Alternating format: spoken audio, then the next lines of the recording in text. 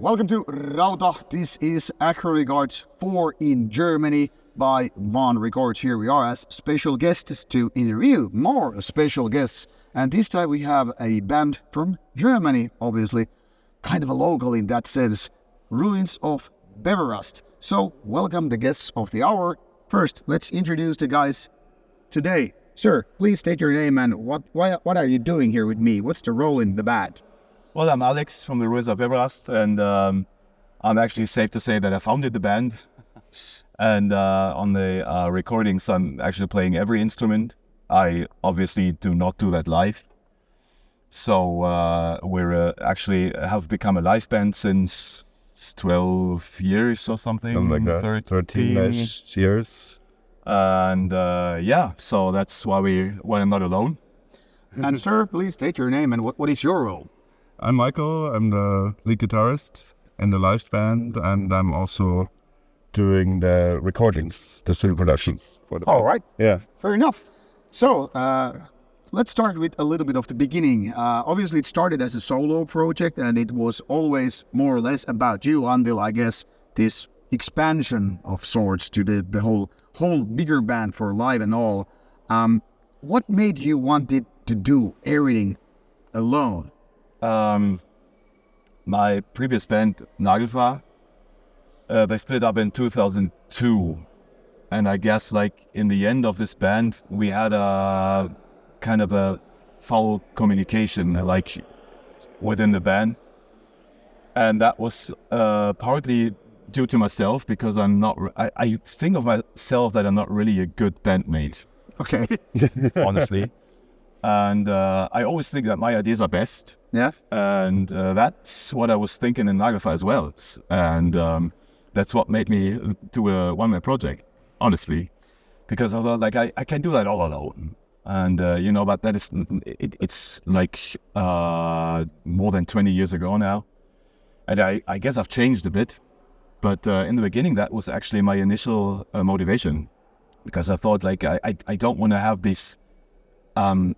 this struggle and all these discussions and compromises, and I just wanted to do it all by myself, and I thought I could do it.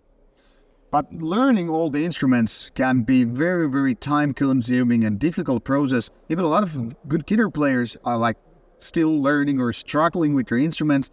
But on top of that, you of course have vocal duties, bass, drums, so forth. So how do you find the time and ability to handle all those instruments? I'm not really fond of techniques, I don't think I'm a technical guitarist or whatever, and I'm not really excessively practicing. I'm just, like music is my ultimate passion, but I wanted to play the instruments the way that I need them for what I want to do. And that's what I did. I teach myself not playing the guitar entirely or universally, but just for the purpose that I needed. Yeah, that's what I did, and that was not so hard back in the days. I had a bit of time, and I was like constantly playing, and that actually went pretty well. And I've been a drummer in Nagelfar. I wasn't really able to play the guitar, but I taught that myself, like over the Nagelfar years. Because I also wanted to be able to write songs. So that's why I self-taught me all the instruments that I needed, just to a certain point. Yeah. I was able to do what I wanted to do. All right. Now let's turn to you. You've been also in the band for quite some time now, and of course you've seen all these changes. How hard it was you to join a band that has been already out there for quite a few years before you just kind of joined the party? Well, it just happened really naturally, I think. Like, we met through a mutual friend. Mm-hmm. Alex basically wanted me to help him with getting, like, samples and keyboards on the stage. Like, I'm a studio producer. Okay. So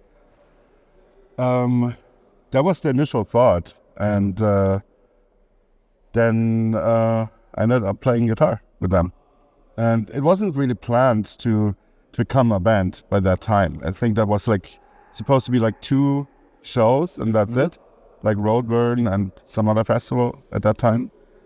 But for some reason, this band, like in my point of view, just developed a chemistry between the people, and so it just went on. Yeah. But it was completely natural. Like, we didn't plan to be still here, and actually that we became like a permanent band that actually share creative ideas and all that.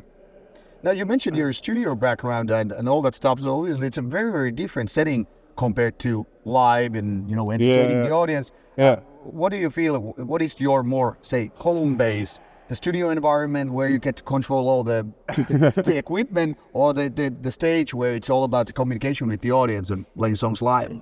Well, it's both equally important in my life.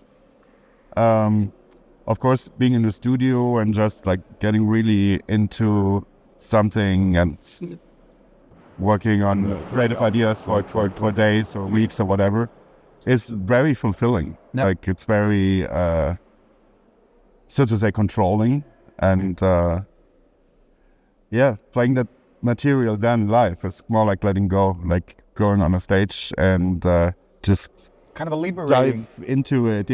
Just experience it. Like, I don't know, writing a screenplay and then playing the role. Okay, that's a something good, like that. good, good metaphor. Talking of studio work, I guess there's a kind of a common understanding that all studio wizards are more or less like kind of a geeks or nerds who like their equipment and all that stuff. Do you think this is a correct interpretation what the studio people are, or is there something else maybe? Well, I can only talk for myself. Yeah, of and course. for me, all the gear is just tools. Yep. Like, the most important gear in the studio are your ears. Yeah, of course. So, and there are no rules. Like, I like to break rules and just fuck around with ideas and use that gear or abuse that gear to create new sounds or new sonic experiences. Well, I guess you're like in a very good match in that sense. So you get to be this creative god when it comes to studio environment, and you get to play all the instruments wildly. So what kind of chemistry is required for Ruins of Beverast to work like it's supposed to? Let's go with you, Alex. I actually think that over the years we've grown friends, all of us. Yeah. Good friends, really. And for me, it's I actually. This may sound a bit weird, but I hate professionalism. I really hate it. Yeah. Because being professional is not the. It's restrictive. Yeah. Sort of. It's not automatically being a good band. What I need that, like for me, it's important that people who watch the band can see that we're actually a unity and that we're actually that we all are into what we're doing. Yeah. It's not some hired guns doing just because they get paid. Yeah. Yeah. Of course, and that's the most important thing for me for the live band, and I guess that works really well in this band. So. Now, one thing what I forgot to ask in the very beginning is that is the genre definition, because obviously Ruins of Beverast is not very easy to be categorized. I mean, there are bands which are like, okay, this is clearly death metal, this is black metal, this is doom metal, and then there are bands like Ruins of Beverast where it kind of gets off the grid on a way. Yeah. So how you would describe the Ruins of Beverast musically for someone who is totally like clueless what it's all about? I actually hate to categorize it, and I think it's impossible. I know, it's an annoying question. This is like all the songwriting is influenced from so many like different fields and so many different kinds of music. This is actually, it's impossible. I just when I write songs, I never like try to imitate someone or to show my influences. But I'm just like, this happens like emotionally and completely impulsive. And I mean that's why I would never be able to actually name a category of music.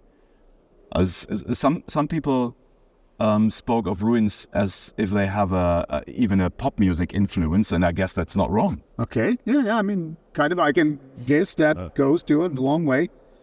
Yeah, but it's, I don't know. This is a hard thing for me to to really elaborate on. Yeah, because it's so impulsive. I can not really like contemplate about this. Really. But the only reason why I'm asking is that because you mentioned tools, obviously me as a kind of a music review guy and like interview guy, obviously I have to use certain tools, like in which case it is putting music in certain boxes because describing them to the audience is kind of like my line of work in a way. So what do you think?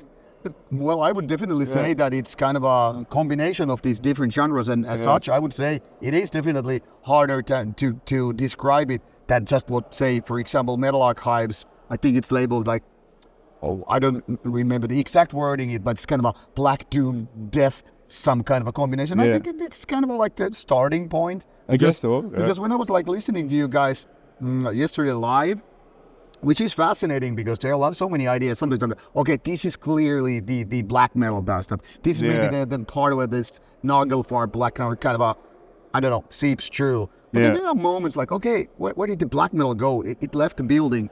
And it's like more like, okay, now this is more like this doomier or death metal like of elements. And again, it twists and turns.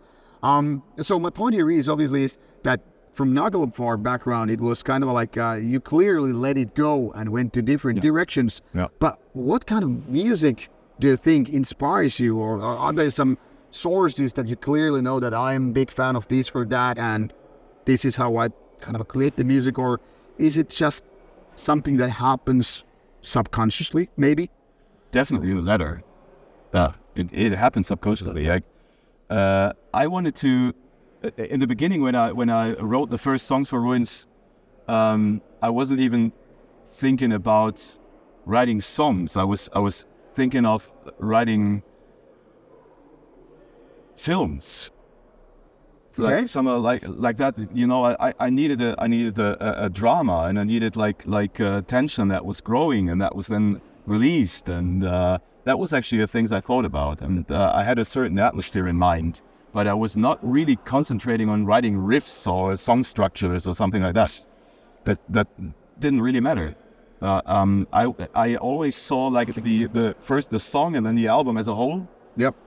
And this whole album had to have a certain drama, and that was what I was striving for. That I was not really thinking, you know, like I have to write a good song now. I have to write good riffs, and this song needs to be compact. This song needs to be more atmospheric. That was not my intention. I was just like watching my own songs as movies. Okay, so that's what happened. So, yeah.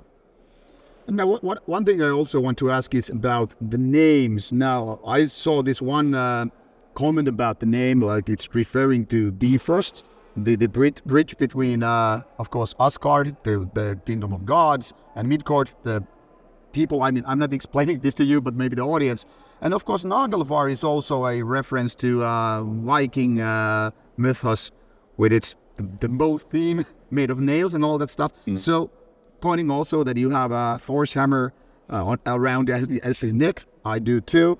What is the story between a German guy and this Viking mythos? Can you elaborate something about it? I'm not really. It's not about the Vikings, honestly. Really, this Bifrost myth is the, you know, like the crumbling of that giant bridge is a story about the end of the world. That's what it basically is. The Ragnarok stuff. Yeah. And that's what was meant by this name. You know, like it's not like this whole pagan thing. You know, in the beginning, like you had bands like Enslave, for example, who really took that serious and they brought it to a good level. Yeah. And then Bathory too. Bathory, of course. And then you had like all these pagan bands that like somehow ridiculed it and like made it to like drinking metal or whatever. Oh yeah, I know what you mean. And I you know, like that's when I left, and that's when I thought like I don't want to do this anymore. This has nothing to do with Vikings. I could also have chosen an eschatology of like, let's say the Babylonians or Egypt or whatever. Yeah. The important thing was that it's a myth about the apocalypse. Okay. So that's what was obviously important for me in the beginning. So since I don't want to put you in the shadow, let's go back to you. How important it is to you as a fellow band member to be part of the whole structure, or is it just something that, okay, I'm going to start with the guitar, I'm not going to talk about the lyrics and all that stuff, or is it the whole package that comes to you as well as the rest of the band? Yeah, From the boss. I mean, obviously, it's the whole package. Yep. I mean, it's like a universe that Alex created, and in which we all move in, and I don't know, everybody brings something to it, I would say.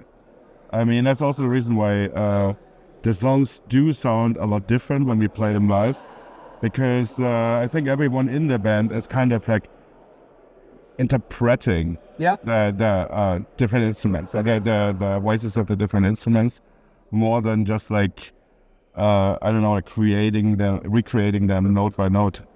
So this is something for me that is like really important for me about good bands, is that I hear every player. That it's not like musicians are tools and there's like a scale from 0 to 10 to achieve like a perfect take or a perfect show or whatever. So that every musician sounds different. Yeah. And I think this is something I hear in our band, that everyone really has a very characteristic way of playing, and this is very important and got into oblivion a lot in metal, where sound is very generic and it's mostly tried to sound, I don't know, flawless, instead of adding a certain like individuality to playing. I know what you mean. I think. How do you think the soundscape for metal bands have changed over the years? Because obviously it has changed a lot, and especially when the tools are more, I don't know, more digital and more even artificially intelligence kind of controlled. Like you can just add those AI mastering tools or whatever. Yeah. How do you see personally the change from 70s to 80s to 90s to nowadays 2022s? Yeah. In the sense of metal sound changing. Yeah, I mean, in this case, I don't want to be too negative. Yeah. Because it would be like the easiest thing to say. Yeah, like, I know. Oh, it all became so generic and everything went to shit. And let's focus on the positive things. Yeah, exactly. Because I mean, if like bands in the 80s or in the 70s would have the technical possibilities that we have nowadays, they would have used it. Yeah, of course. And they would use it creatively, because you can actually use them in a creative manner. I think it's always like a little dull to say like, I don't want to have anything to do with this new technology and blah, blah, blah. It's important to embrace it, but not to rely on it. Okay, that's well said. Yeah. How much of a father figure thing you are when people come to the studio and then, okay, hey, we want to do this and that. How much you like, okay, guys, I need to tell you this and that in order to make this sound good? Or is it more like, tell me what you want and I might make the magic happen? I think more the latter, because I want to like understand an artist, or I think it's a chemistry thing. It's I couldn't make every artist sound good. If I would not understand the vision, I would not make the best job, and then they should probably work with someone else. So I think it's a chemistry thing, and like to inspire each other, and I don't want to boss people around and want to be that cynical, arrogant tech geek that. That's a healthy approach, by the way. I think so. I mean, that makes it more fun for me. Yeah. Good. Well, what about the chemistry in the band? We obviously mentioned that what started as a solo project became a kind of a friends and family kind of a thing. Yeah. Like a real unit, like you said. How it is? How do you define good chemistry for a metal band that goes to play the shows and make the music and all? What are the ingredients? Friendship, first of all. That's I think the most important ingredient. Like I guess when you're younger, you're like try to play with the best musicians possible that you could have around, but you will never sound good as a band when you don't like have a chemistry on a personal level. That's like something I really strongly believe in. And that doesn't mean like that you don't fight or that you don't have disagreements, but that there's like a human connection between the certain players, and then that I guess that you're open, like that you're not put in too much of an ego as to be like seen as a player or like impose yourself or whatever. Like that you're like taking yourself back when it's the right thing and shine when it's appropriate. Well, that's a very good bridge to take back to you, since you created the band by yourself. Was it hard to kind of let go a little bit after you've been working so many years as alone? And as you mentioned, maybe a little bit of a hard, band member or whatever. And then after all these years working alone, you expanded into this. How do you say the evolution or growing or maturing? Surprisingly enough, it was not hard at all. But as Michi said, you need people that actually share your vision, or first of all understand your vision. Maybe share it. They don't even need to share it, but they need to understand it. And Michi has a point when he said, like, all the songs have an individual stage incarnation. They sound different from the recordings, and that's actually what keeps them alive. Mm-hmm. And I love that.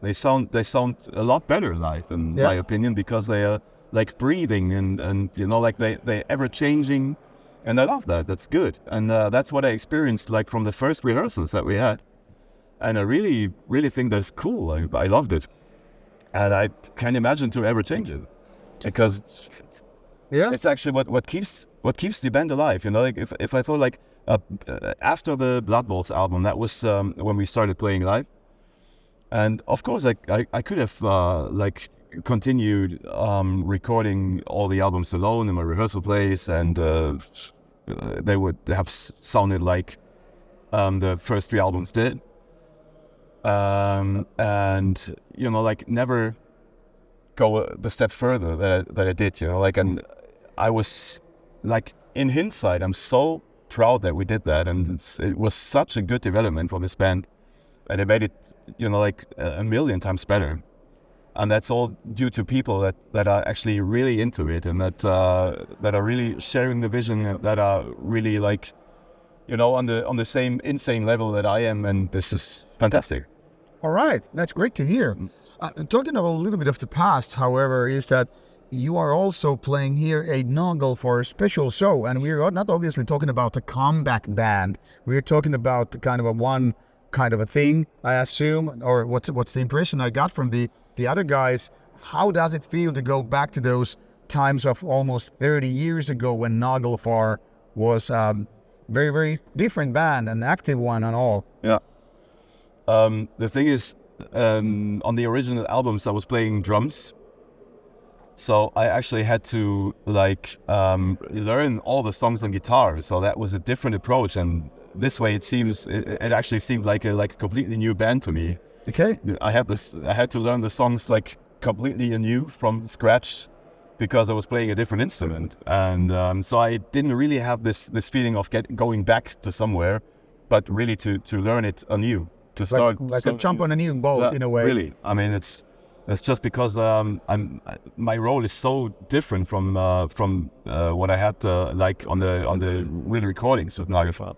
So yeah, to me this is a completely new experience. Was there any kind of a nostalgia going back to those songs? You hear it even if it's different instrument. I mean, I'm kind of a nostalgic person, but I didn't really feel nostalgia when I was maybe in a way, but I have to be realistic here. We had to work with those songs. I had to write tabs for the guitarist, bass player, and I had to do like rehearsal versions so that we could properly rehearse the songs. So that was actually a lot of work. And of course, like in between all those efforts, I listened to the old songs again, of course, and there is a kind of there is of course memories going on. Mm-hmm. But I wasn't really feeling nostalgic about it. I mean, that would be too much. That's not true. You know. Do you ever feel like Nagelfar, I mean, in hindsight, that Nagelfar should have kept going because it was one of those German names that really got some, say, kind of a unique feel to it with the music, and it was, quite early on with the stuff also. Yeah, I guess that the band has become a bit more popular after they disbanded. I mean, that's not unusual, but I said that in the beginning. In the end, we, especially the guitarist and myself, we have been friends in the beginning, but we just took a really strange development in our communication, and it was impossible for us to work together anymore. So it was obvious that this band would split up, really. And then a new chapter begins with the bands like Beverast. Yeah. Talking about the lyrics, people probably are curious in case they really haven't gotten the albums in their hands. And of course, in the era of streaming music, it's different because not everything is in your hands. You get to hear the music, which is just a small part of it. I mean, music is a big part of it, but obviously you don't have the covers, you don't get to read the lyrics, and you don't definitely get the whole package feeling what we're talking about. How you would describe, kind of summarize the lyrical input of Beverast? I mean, what kind of stories people would expect when they would grab the lyric sheets? That differs from album to album, honestly. Like the Unlock the Shrine album that we played yesterday, that was even kind of a concept album about depression, because that, that was kind of a mirror of my life situation that I had when I wrote the songs. But actually, that was and the same goes for Exuvia, honestly. The rest of those songs is really hard for me to explain the lyrics. Generally speaking, the lyrics are about my personal worldview. But what musician would say that who writes lyrics? Everyone says that. I guess nobody's like, write lyrics I don't agree with. Yeah. But I've actually often taken inspiration from my everyday life. I live in the city, and I'm obviously being in contact with lots of people, and they freak me out. I hate them. Here we are hating one another and all.